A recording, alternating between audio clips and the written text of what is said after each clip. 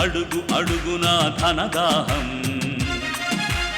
అధికారంపై అధిక మోహం, వ్యసనాలపై తగని వ్యామోహం. అడుగు అడుగున ధనదాహం, అధికారంపై అధిక మోహం, వ్యసనాలపై తగని వ్యామోహం. ఆధునిక సమాజమేవో ఆటవిక సమూహం, స్వార్థపరుల సందోహంలో ధర్మం ఉనికేవో సందేహం.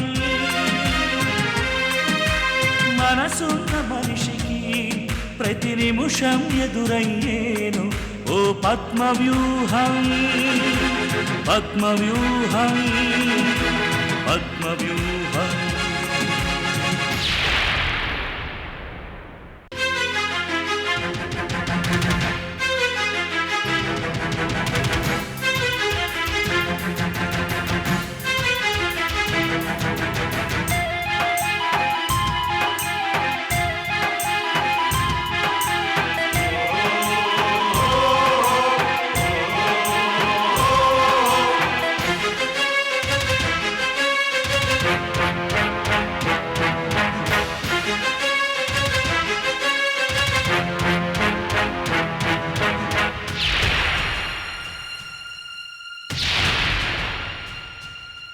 ప్రతి కదలిక వెనుక ఓ లాభానికై చింత, అవసరం లేకుంటే అరక్షణమైన నిలువరు నీ చెంత.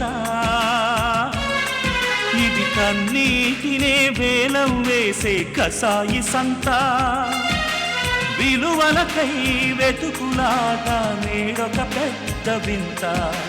విలువలకై వెతుకులాట నేడొక పెద్ద వింత.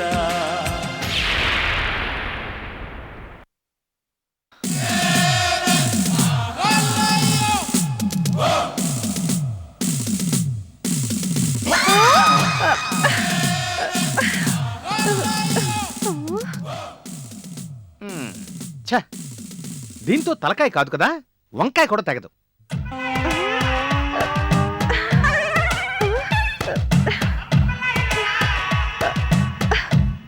అల్లుడు, ఏంటిది? తుప్పు పట్టిన పాత కత్తి. ఇప్పుడు అదెందుకు? పదును పెట్టించుకు రమ్మని ప్రభ అటకమించి తీసిచ్చింది. ఇంత సడన్ గా దాంతో ఏం పని పడిందంట? అదా, అది మీతో మాత్రం చెప్పకూడదండి.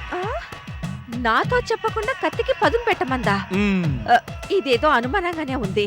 ప్రభా, ప్రభా, ప్రభా, ప్రభా!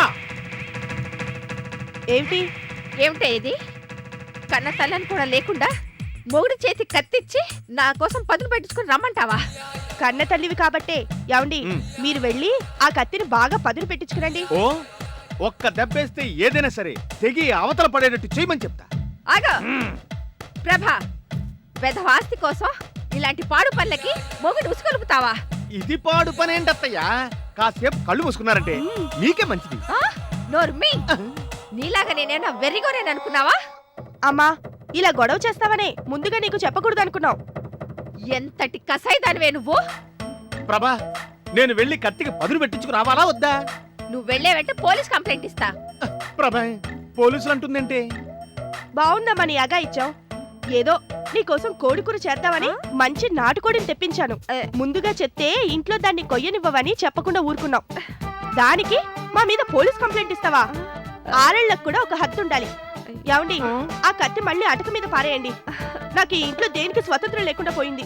అయినా కోడి కూర అంటే ఎగిరి గంతేసేదానివి ఇలా గిలగిల్లాడిపోతున్నావేంటి అత్తయ్య? ఏమో, ఆ పేపర్ తీస్తే అన్ని నీలాంటి అల్లుళ్ళ క్రైమ్ స్టోరీలే. అందుకే నీ చేతిలో ఈ కత్తి చూడగానే ఏ విధ ఆలోచన చేస్తున్నావేమో అని భయపడ్డాను. ఓహో, ఈ కత్తి మీ పీక్ కోయడానికి అనుకున్నారా అత్తయ్య గారు? నీకంత సీన్ లేదు కానీ తీసుకెళ్లి అటక మీద పడే. చచా, రాను రాను నువ్వు మరీ అనుమాన మనిషిలా అవుతున్నావమ్మా. మొన్నటికి మొన్న పంది కుక్కుల కోసం విషం కొట్టుంటే నీకోసమే అనుకొని తెగ అనుమానపడ్డావు. మాట్లాడితే పోలీసులకి కంప్లైంట్ ఇస్తానంటావు. ఇదేం బాగాలేదు. రేపు వేళ బయట ఏదైనా తిని ఇంట్లో వామిటింగ్ చేసుకున్నా పోలీసులకు అనుమానం మా మీదే వచ్చినట్టు చేసేలా ఉన్నావు. అంటే బయట నుంచి ఏదో తీసుకొచ్చి అందులో విషయం కలిపి పెడదామనా? చాలు మమ్మీ, ఈ అనుమానాలు ఇంకా మేము పడలేం. ఏమండి, మనం ఈ ఇంట్లో నుంచి వెంటనే వెళ్ళిపోతాం పదండి. ప్రభా ఏంటా తొందరపాటు? అత్తగారు ఏమైనా ఈ ఆస్తిని కట్టుకుపోతారా ఏమిటి? రేపో మాపో మనకేగా ఇదంతా ఇచ్చిపోతారు.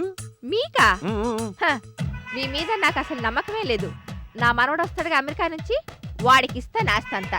పోనీలే, మనవడి మీదైనా నీకు నమ్మకం ఉంది. అసలు కన్నా వడ్డీ ముద్దు పద.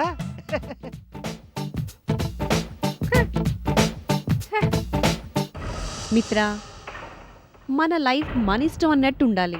ఈ కాలంలో కూడా పెద్దవాళ్ళు చెప్పినట్టు వినటం, వాళ్ళు మనల్ని ఇంకా కంట్రోల్లో పెట్టడం ఏంటి? చూడు, నేను మా అన్నయ్య మా ఇష్టం వచ్చినట్టు మా లైఫ్ లీడ్ చేస్తూ ఉంటాం. మా పేరెంట్స్ ఏమీ అనరు. They are modern.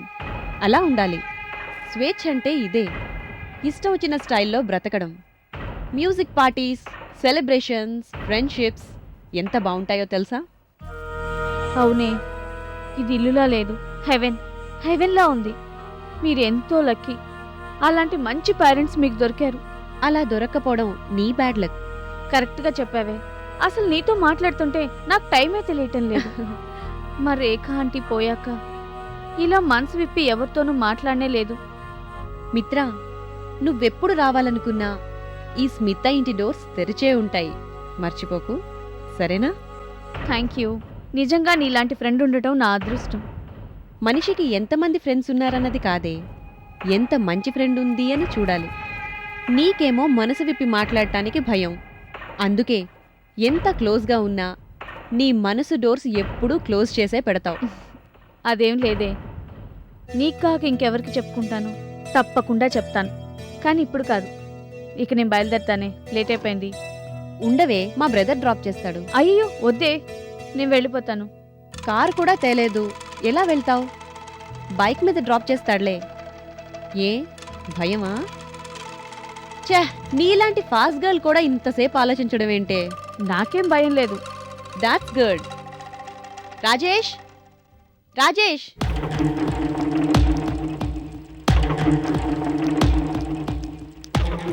నా ఫ్రెండ్ మిత్ర. హాయ్ మిత్ర. హలో. మిత్ర అని పేరు వినగానే ఎవరికైనా ఫ్రెండ్షిప్ చేయాలనిపిస్తుంది. మిత్ర అంటే ఫ్రెండ్ అని కదా? రాజేష్, మిత్రని వాళ్ళ ఇంటి దగ్గర డ్రాప్ చేసిరా. ఓకే, కమాన్ మిత్ర. ఓకే.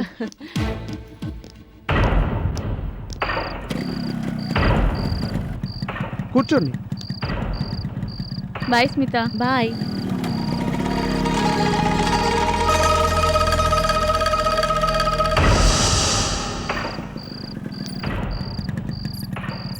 థ్యాంక్స్ అండి. ఈ మాత్రం దానికి థ్యాంక్స్ ఎందుకండి? ఈ టైంలో ఇంత దూరం వచ్చి డ్రాప్ చేసినందుకు. మీరు మా సిస్టర్ ఫ్రెండ్ అయితే నాకు ఫ్రెండే. Okay okay, bye. Bye. Good night. Good night.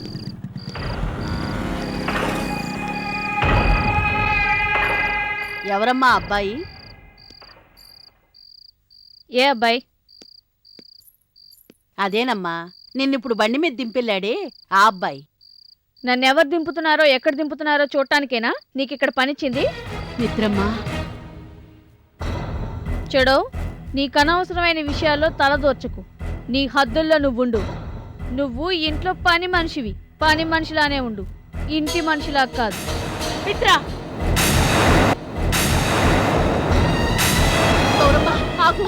పెంచలమ్మా, నువ్వుండు. మిత్ర, నువ్వెవరితో మాట్లాడుతున్నావో తెలుసా? తెలుసు, పెంచలమ్మతో. కాదే, మా అమ్మతో. అవునే, పెంచలమ్మ నాకు అమ్మ లాంటిది. ఈ ఇంట్లో 25 ఏళ్లుగా నా కష్టం సుఖం పంచుకుని తల్లి తోడుగా ఉండి ప్రతి సమస్యకి సలహా ఇస్తూ మన ప్రతి ఆనందాన్ని తనదిగా చేసుకుని ఈ ఇంటిని కనిపెట్టుకుని ఉందే కాని మనం ఇచ్చే జీతారాలకి కట్టుబడి కాదే. నువ్వు పసికందుగా ఉన్నప్పుడు ఎన్ని రాత్రులు నీకోసం జాగారం చేసిందో, నీ బుజ్జి చేతులతో తన గుండెల మీద కొట్టినప్పుడు ఎంత సంబరపడిపోయిందో నీకు తెలీదు కాని నాకు తెలుసు. ఇప్పుడు పెద్దదానివై ఆమె అభిమానం మీద దెబ్బ కొడుతున్నావు. నీ బుడిబుడి నడకలు చూసి నాకన్నా ఎక్కువ మురిసిపోయింది. ఇప్పుడు నీ నడత సరిగ్గా లేకపోతే సరిచేసే హక్కు తనకుంది అనుకుంది. వదిలే తల్లి, ఏదో చిన్నపిల్ల. మిత్రమ్మా, నువ్వు లోపలికెళ్ళు. ఆగు. పెంచలమ్మకి సారీ చెప్పాడు. అయ్యో చిన్నపిల్ల, మిత్రమ్మ నాకు సారీ చెప్పడం ఏంటమ్మా? నువ్వెళ్ళు తల్లి. పెంచలమ్మా, ఇదే మాట ఈ ఇంట్లో మా అమ్మనో అత్తగారినో అంటే నేను ఊరుకునేదాన్నా? పెద్ద చిన్న లేకుండా ఎదురించి మాట్లాడినందుకు అది సారీ చెప్పాల్సిందే. సారీ చెప్పాల్సిన అవసరం నాకు లేదు. నన్ను క్వశ్చన్ చేసే అధికారం తనకీ లేదు. ఒక అబ్బాయితో బైక్ మీద వస్తే దానికి సంజాయిషి ఇచ్చుకోవాలా? నువ్వు ఒక అబ్బాయితో బైక్ మీద రావడం తప్పా ఒప్పా? ఆ పరిస్థితులు ఎలాంటివి, అతనెవరు అనేవి తర్వాత. పెంచలమ్మని నువ్వెవరు నన్ను అడగడానికి అన్నావే, ముందు దానికి సారీ చెప్పు. మళ్ళీ మళ్ళీ అంటాను, నన్ను చిన్నప్పుడు పెంచినందుకు, నాకు ఈ ఇంట్లో అన్నం తినిపించినందుకు నేను కృతజ్ఞతగా ఉండాలా? ఏ నాకు ఈ ఇంట్లో హక్కు లేదా? నేను మీ దయాధర్మం మీద బతుకుతున్నానా? పెంచిలమ్మని నువ్వు గౌరవించినంత మాత్రాన మన ఫ్యామిలీ మెంబర్ అయిపోతుందా? పని మనిషి సొంత మనిషి అయిపోతుందా? మిత్రా, ఇంకొక మాట మాట్లాడితే చెంప పగల కొడతాను. అంతకన్నా నీకేం వచ్చని? పిల్లల్ని ప్రేమించడం కన్నా అధికారం చూపించడం బాగా వచ్చు. లాలించడం కన్నా దండించడం చాలా బాగా వచ్చు. నువ్వు అయిన వాళ్ళకి ఆకుల్లోనూ కాని వాళ్ళకి కష్టాల్లోనూ పెట్టే రకానివి. నీకు ఎవరు సొంత వాళ్ళో ఎవరు పరాయి వాళ్ళో అనే విచక్షణ లేదు. ఎన్నెన్ని పెద్ద మాటలు మాట్లాడుతున్నావే. నేనింకా చిన్నప్పుడు మిత్రుని కాదు. నువ్వు వాళ్లతో తిరగొద్దు, వీళ్లతో మాట్లాడొద్దు అంటే భయపడిపోయి దొంగచాటుగా కలుసుకోవడానికి. ఇప్పుడు నన్నెవరూ శాసించలేరు, నా మీద ఎవరు డామినేషన్ చేయలేరు. Mind it. నువ్వు పెద్దదానివయ్యా, కానీ పెరగలేదు మిత్రా. నీ మనసు ఇంకా పసిపిల్ల మనసులాగే ఉంది. చెడుకి ఆకర్షణ ఎక్కువ. ఆ ప్రలోభం నుండి తప్పించుకోవడానికి, మంచి వైపు అడుగేయడానికి నీకున్న ఈ విచక్షణ సరిపోదు. అందుకే పెద్దవాళ్ళు నిన్ను ఆంక్షల్లో పెట్టడానికి ట్రై చేస్తారు. ఈ చదువు సంధ్య లేని మనిషి, అంట్లు తోవటం తప్ప ఏమీ చేతగానే మనిషి నాకు విచక్షణ అంటే ఏమిటో చెప్తుందా? అది విని నేను నేర్చుకోవాలా? బాగుంది మమ్మీ, చాలా బాగుంది. ఎందుకో పాపం నీకు పని మనుషులంటే ఎంత ప్రేమ. ఎందుకో చెప్పనా? గౌరమ్మ, నువ్వు ఇంకొక మాట మాట్లాడినా నా మీద ఉంటే. మిత్రమ్మా, నువ్వన్నదే రైటమ్మా. నేను చదువు సంధ్య లేని ముద్దుని, అడివు మడిసిని. ఇంత చదివినా ఇన్ని తెలిసిన మీకేం చెప్పగలను చెప్పు? నాదే తప్పమ్మా, క్షమించు. లోపలికెళ్ళమ్మా. దానికి ఈ రోజున్న డబ్బు స్టేటస్ చూసుకుని అహంకారంగా ఉంది. తన తల్లి జీవితం ఎలా మొదలైందో, ఈ స్థితికి ఎలా వచ్చిందో చెప్పనివ్వాల్సింది. ఈ గౌరి ఒకనాడు పని మనిషిగా పెరిగి జీవితాన్ని చదివిన మనిషి అని దానికి తెలియాలి పెంచలమ్మా. ఊరుకో గౌరమ్మ, బిడ్డల్ని మనం పెంచుతాం అంతేగాని వాళ్ళ మనసులను తుంచలేము. తెలియని విషయాలు చెప్పి పసి మనసులను బాధ పెట్టకూడదమ్మా. వదిలేసి ఏ అవసరం పడి బండి మీద ఎక్కొచ్చిందో ఏంటో, గుమ్మం కాడి నేను అలా అడగకుండా ఉండాల్సింది. ఈ రోజు గుమ్మంలో అడగకుండా వదిలేస్తే రేపు గదిలోకి తీసుకెళ్ళాక కూడా ఏమీ చెయ్యలేని పరిస్థితి వస్తుంది. సరేనమ్మా, జరిగిందేదో జరిగింది. ఈ గొడవ ఇక్కడితో వదిలేసి మిత్రమ్మనేమీ అడక్కు. తనే నెమ్మదిగా చెప్తుందిలే. నా మాటినమ్మా. వింటాను పెంచలమ్మా. నేను కూడా నీ పెద్దరికాన్ని గౌరవించలేకపోతే ఇంకా నాకు దానికి తేడా ఏముంటుంది?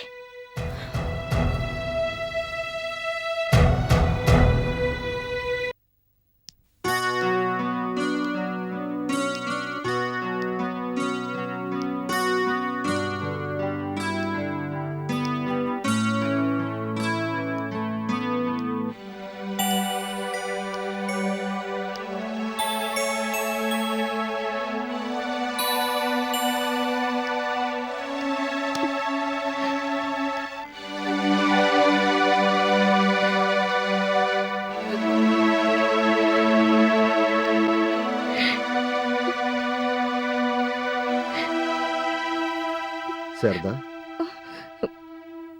కాఫీ తీసుకురమ్మంటారా? ఇప్పుడేం వద్దు శారదా, పడుకో. నువ్వు పడుకో. నువ్వు కంటి నిండా నిద్రపోయి ఎంతకాలమైందో తెలుసా? అర్థాంతరంగా కళ్ళు మూసేసిన కూతుర్ని తలుచుకుంటుంటే ఏ కన్న వాళ్ళకైనా కళ్ళెలా మూతలు పడతాయండి. అంతెందుకు, మీరు నిద్రపోగలుగుతున్నారా? నా కన్న తల్లి ఇంకా లేదు అన్న ఆలోచనే నేను భరించలేకపోతున్నాను శారదా. పగలు రాత్రి నా రేఖే కనిపిస్తోంది. నాన్న అని పిలిచి ఏదో చెప్పటానికి ప్రయత్నిస్తున్నట్టే అనిపిస్తోంది. ఏమండి, అసలు ఆ చివరి సమయంలో నేను తన దగ్గరుండుంటే నా తల్లి తన మనసులోని కోరికలన్నీ నాతో చెప్పుకునేది. ఊరుకోండి. నాకు కొడుకైనా కూతురు అయినా అదే అనుకున్నాను. నాకు వారసురాలిగా, నాకు తోడుగా ఉంటుందనుకున్న నా బిడ్డ నన్ను అన్యాయం చేసి వెళ్ళిపోయింది. ఇంకా నేను ఎవరి కోసం బతకాలి? మనకంటూ మిగిలిన సమీర కోసం బ్రతకాలండి. పెద్ద వయసులో మనని పట్టించుకోవడానికి మనకి ఒక కూతురు అల్లుడు ఉన్నారండి. కొంచెం ఆలోచించండి. వాడేమో జైల్లో కుమిలి కుమిలి శిక్ష అనుభవించకుండానే జీవితం ఆవ చేసుకున్నాడు. రేఖేమో విధి నిర్ణయం వల్ల మనం చేసిన పాపం వల్ల అనుకోకుండా పోయింది. ఇంకెవరున్నారండి ఈ లోకంలో సమీర తప్ప?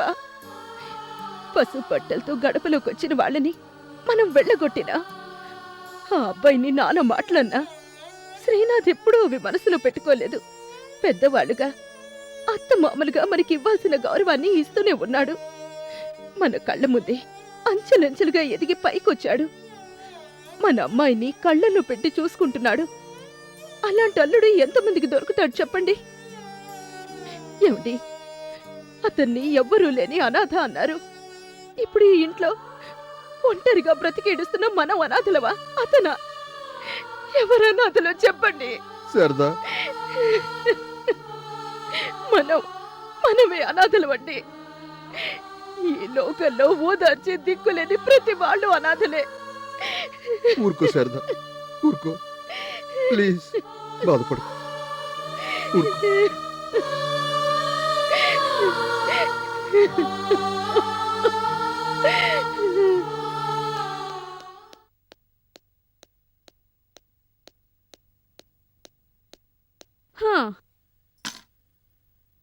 మిత్రా, ఈరోజు ఎక్కడికెళ్ళావు? ఏ అన్నీ నీకు చెప్పాలా? అది కాదు, కాలేజ్కి రాలేదు, క్లాస్కి అటెండ్ అవ్వలేదు. ఏంటి, నా మీద డిటెక్టివ్ పని చేస్తున్నావా? అది కాదు మిత్రా, అక్కగా అది నా బాధ్యత. ఏంటి, నన్ను సాధించడమా? కాదు, నీ మంచి కోరడం. అమ్మకి తెలిస్తే ఎంత బాధపడుతుందో తెలుసా? ఏంటి, బ్లాక్మెయిల్ చేస్తున్నావా? మిత్రా, నీ గురించి మాట్లాడే హక్కు నాకు లేదా? లేదు. నేను నీ గురించి ఎప్పుడైనా పట్టించుకున్నానా? మిత్రా, నువ్వు నేను అని వేరు చేసి మాట్లాడుకో. నేను భరించలేను. మనిద్దరం ఒకేసారి పుట్టాం, కలిసి పెరిగాం. Shut up. అవన్నీ కాకమ్మ కథలు. మనం కలిసి పుట్టామని నాకు కొంచెం కూడా నమ్మకం లేదు. మిత్రా,